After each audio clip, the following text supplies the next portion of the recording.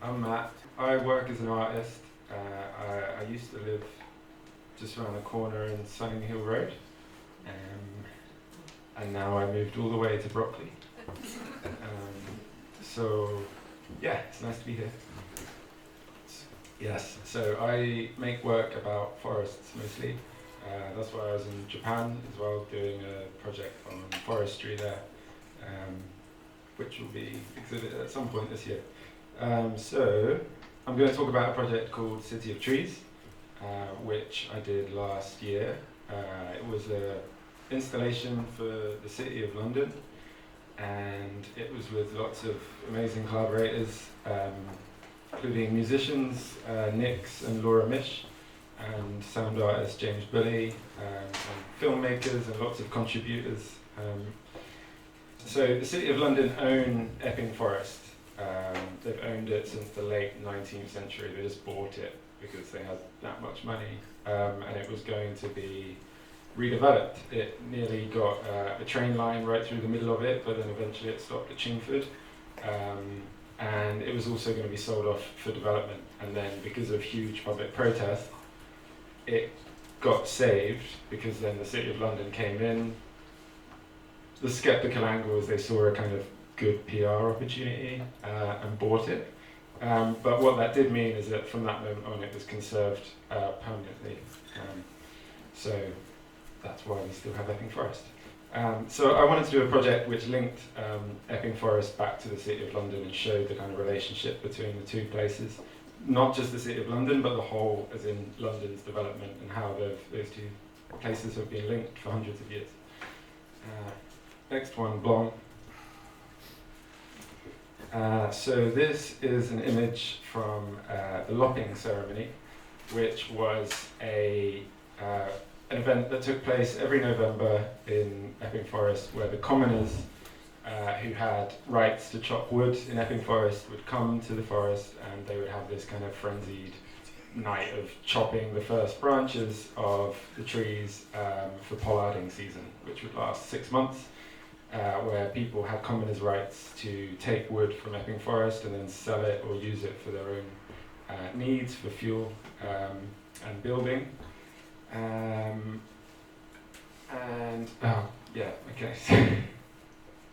This is horrible. So as part of the project, we made a load of videos to sort of explain the history of Epping Forest, and it will do it better than me, so I'm going to let it play, but it's horrible that I'm also in some of it, hence that. Can you play it, Blanc? Okay.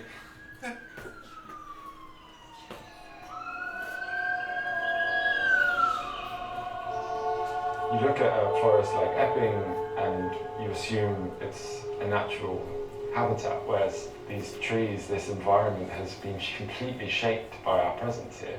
This is an industrial landscape to me. You know, it's like this was heavily maintained and used landscape that is entirely as it is due to human touch, and I find that utterly beautiful thing. The wood that was produced in Epping would have been of critical importance to the economy and livability of London.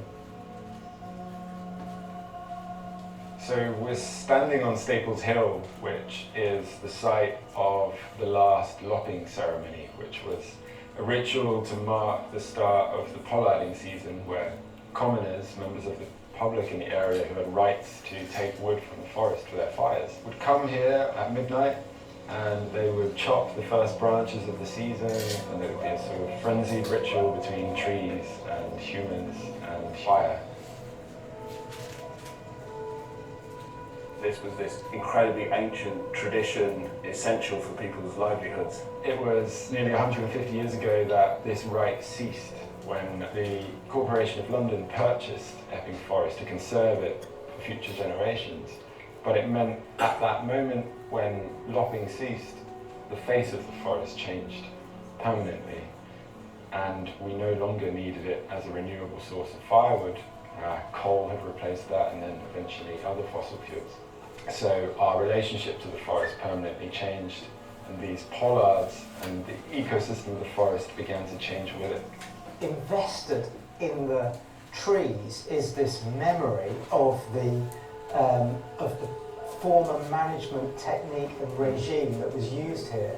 When you start to look at how the pollarding has shaped the individual trees, you really get a sense of that time and the human intervention in those trees as well. These trees grew old, they're flailing limbs, outgrowing themselves and sort of collapsing in slow motion.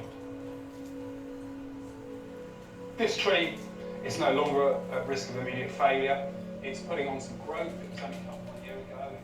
The arboriculturists of Epping Forest try and restore this habitat and bring these trees back into pollarding cycle and restore this rare ecosystem that is our English woodland habitat, the human-tree collaboration that's spanned hundreds of years. Cool. Thanks, Paul. So just a shout out to two of the authors that were in that video. Some of you have probably read some of these books. One of them is London is a Forest by aptly named Paul Wood, and he, it's an amazing book which features sort of walks across London, which sort of tell the history of London through trees.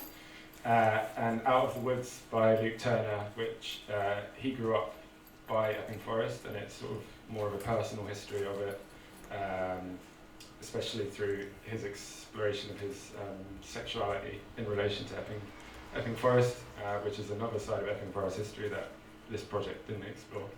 Can you go? So anyway, for the project I wanted to find a few trees, basically, that showed the marks of human intervention over the last few hundred years.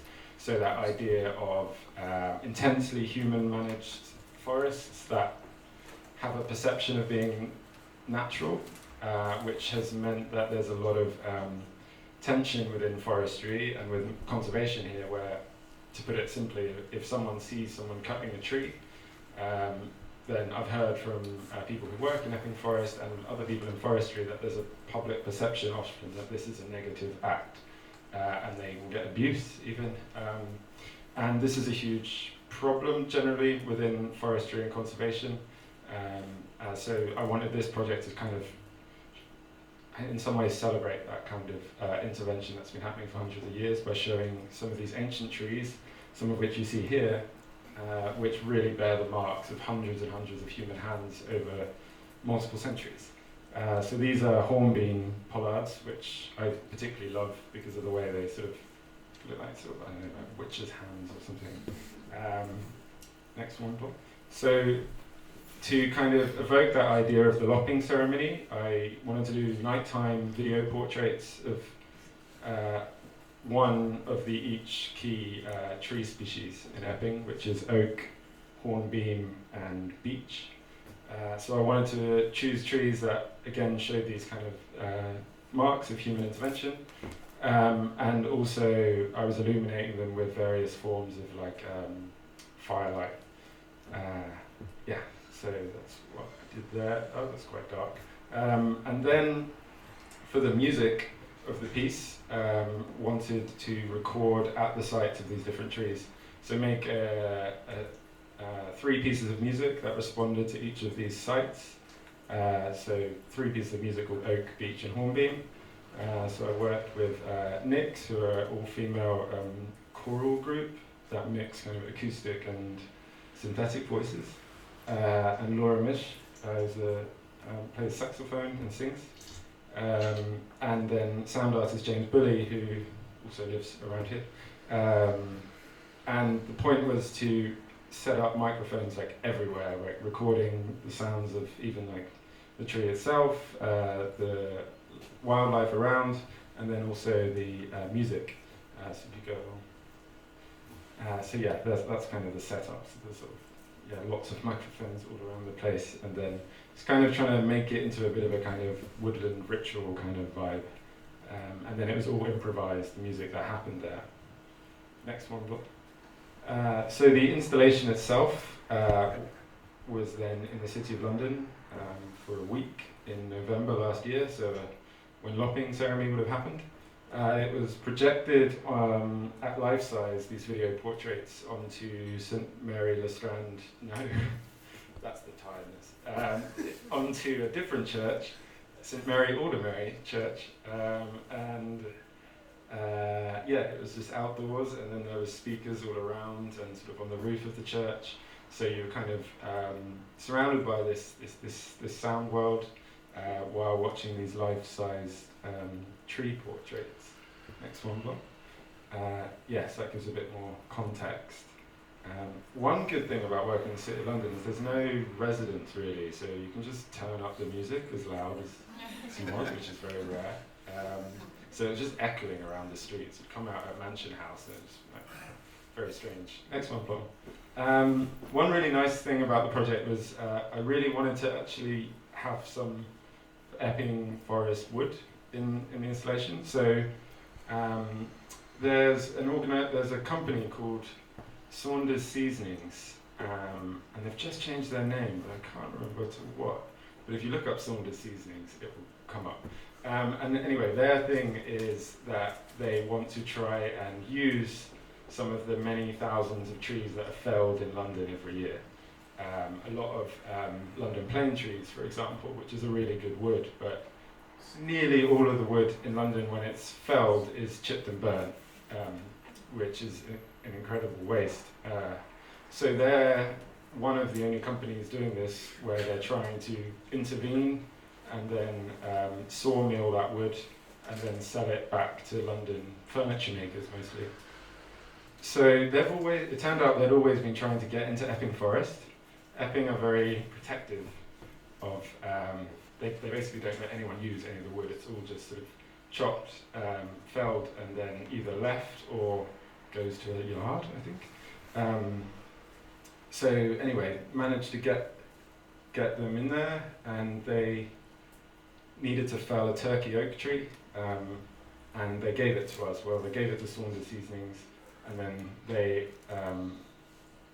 sawmilled it and then stacked it in the drying way. So this is how wood is then dried for a year, so that it can eventually then be used.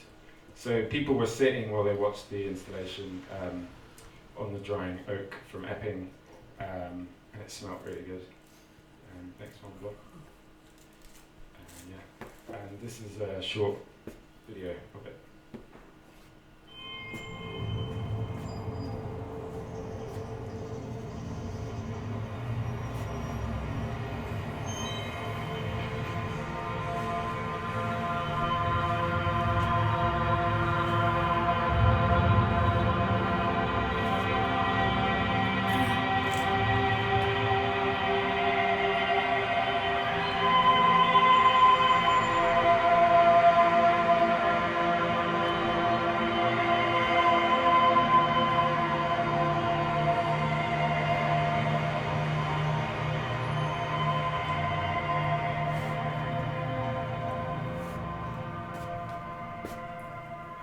Next one, Bob.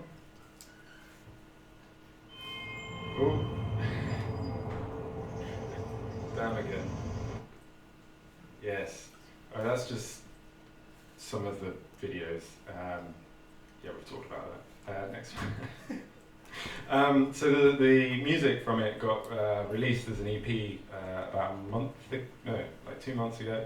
It's called Songs of Epping Forest, Dreamscapes for Voice, Saxophone and Trees. It's on Bandcamp. It's really lovely. I recommend getting it. Thanks, Mum.